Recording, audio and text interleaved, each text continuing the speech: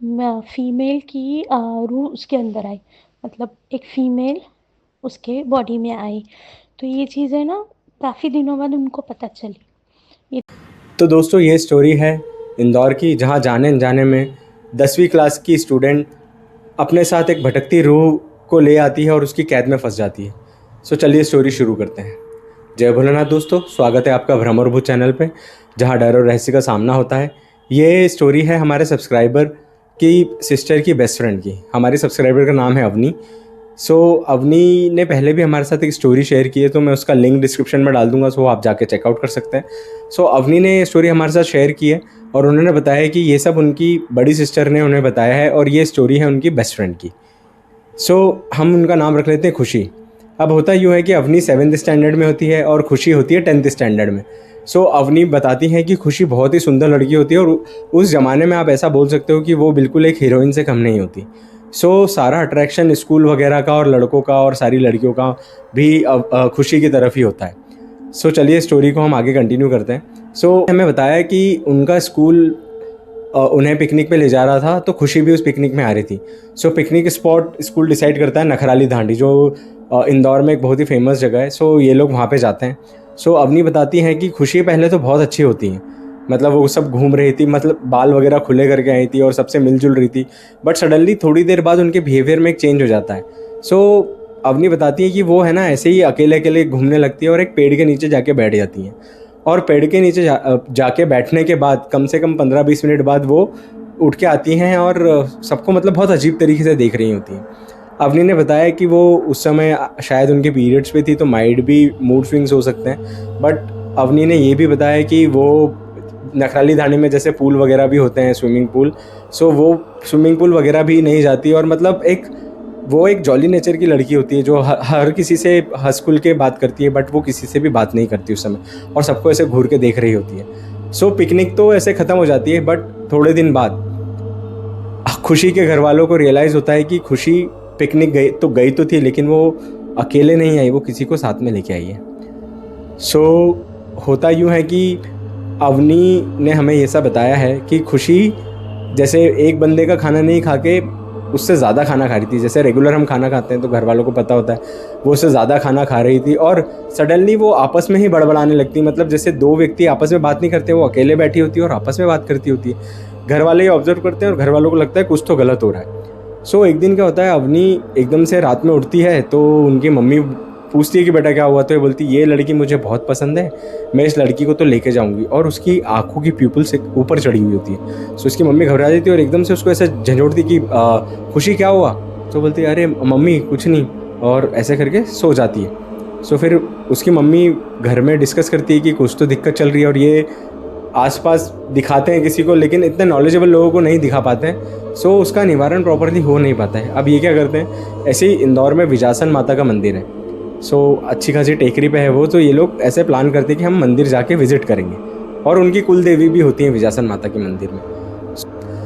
वो क्या करते हैं, ये लोग जाते हैं मंदिर, और अवनी जिद करके नहीं जाती, तो वो कार में बैठी होती है। और वहाँ क्या होता है, कुछ महिलाओं का जत्था जाता हुआ रहता है मंदिर में, और वो दिन संडे का होता है। तो यूजुअली संडे को ऐसी जगह पे भीड़ बहुत ज़्यादा होती है। सब लोग दर्शन करते हैं, और वहाँ पे एक माता, एक जो माताओं का जत्था आया हुआ होता है, उनमें से एक माता जी को दुर्गा माता की सवारी आती है। वो बोलती है कि एक कार में एक बच्ची बैठी है, उसको लेके आओ। तो वो लोग घबरा जाते, किसी को कुछ पता नहीं होता है कौन सी कार में क्या बैठी है, तो वो बताते कि यहीं पे गाड़ी पार्क है, वहाँ एक लड़की है, उसको लेके आओ। मंदिर नहीं जा रही होती है, लेकिन उसको पकड़ के 4 लोग पकड़ के ऐसे ले जाते हैं, और वो बोलते हैं कि इस बच्ची से जाने का तू क्या लेगी। तो वो बोलती नहीं है, बच्ची को तो मैं साथ में लेके जाऊँगी।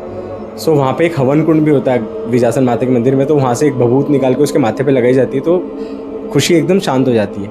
उसके घर वाले बिल्कुल हाथ जोड़ने लगते हैं माता जी के कि धन्यवाद, हम कब से इसका निवारण सोच रहे थे, कम से कम 25-30 दिन हो गए और हम कुछ कर भी नहीं पा रहे हैं।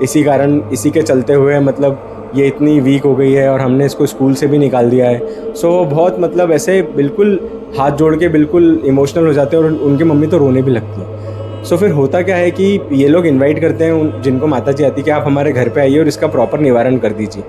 वो बोलते कि ठीक है, और उन्होंने बोला कि आप माता का एक पेंडल बनवाइए, और हवन सामग्री लिख देते। तो ये पेंडल, ये लोग क्या होते हैं, जो खुशी की फैमिली होती है वो एक सुनार होती है, मतलब सोनी होते हैं ये लोग, और इनका इंदौर में बहुत पॉश एरिया में घर होता है। सो इनका नाम भी ख़राब नहीं हो, इस कारण से वो बच्ची को भी स्कूल से तो निकलवा ही देते हैं, ताकि ऐसा कुछ उनकी बच्ची के साथ हो रहा हो तो ज़्यादा इनका नाम ख़राब नहीं हो। और इनके दादाजी ने क्या किया होता है, इनके दादाजी ने 2 शादी की होती है, और जो दोनों दादी होती हैं उनकी डेथ हो जाती है। सो इतना लंबा कैसे चला, 20-25 दिन भी। तो माता जी जब इनके घर आती हैं तो बताती हैं कि आपके जो पितर हैं, दोनों दादी, उन्होंने इस बच्ची की रक्षा कर रखी थी।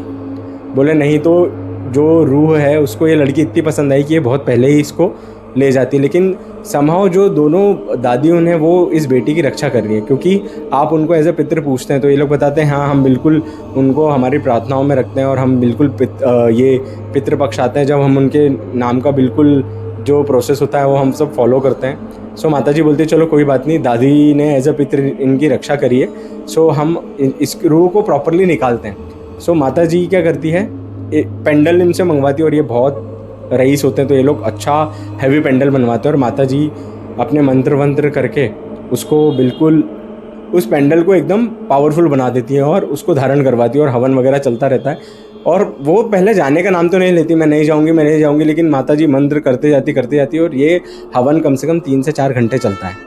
और 3 से 4 घंटे चलने के बाद खुशी एकदम बेहोश हो जाती है, और उसको पेंडल धारण करवाया जाता है प्रॉपरली, और उसके बाद खुशी के साथ कभी ऐसा हुआ नहीं।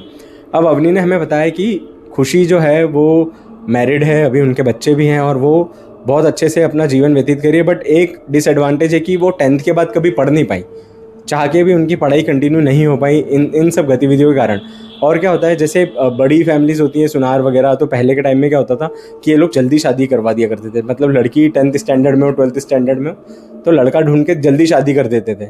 और अब खुशी के साथ ऐसा इंसिडेंट भी हो गया था तो किसी को पता ना चले, तो इस कारण उनकी जल्दी शादी भी हो जाती है। बट खुशी आज बहुत अच्छे से है, और जहाँ भी है बहुत मस्त है। सो अवनी ने हमें ये बोला है कि मॉरल ऑफ द स्टोरी आप ऐसा शेयर करना है कि हम लोग दिखावे में आके अपने बाल खुले करके कहीं भी चले जाते हैं, या बहुत ज़्यादा परफ्यूम लगा लेते हैं, इत्र लगा लेते हैं, और हमें नहीं पता होता कि हम जाने अनजाने में किसी ऐसी एंटिटी को हमारे साथ ले आते हैं कि जिसका हम निवारण भी नहीं कर सकते। ये तो भला हो उनके पितृ का, दादियों का, जो जिन्होंने खुशी को ऐसे रक्षा करी थी, मतलब नहीं तो पता नहीं खुशी के साथ क्या हो सकता था। और ऐसा अवेयरनेस भी ज़्यादा नहीं होता है, क्योंकि कुछ शातिर आत्माएं भी होती हैं जो बिल्कुल एंड टाइम पे ही साथ में लेके चली जाती है, और अपने साथ मतलब अकेले नहीं जाना चाहती, किसी ना किसी को साथ में लेके ही जाना चाहती है।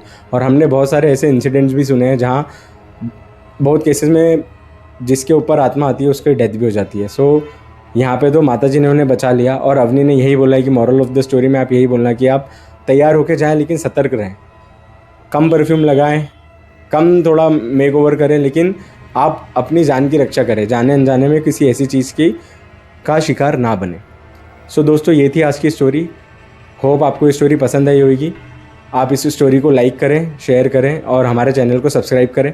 और अगर आपके जानने में ऐसी कुछ स्टोरी है तो नीचे एक ईमेल आईडी दिया होगा, आप उस ईमेल आईडी पे आपकी स्टोरी शेयर कर सकते हैं। और ऐसे ही प्यार बना के रखिए। जय भोलेनाथ दोस्तों, हर हर महादेव।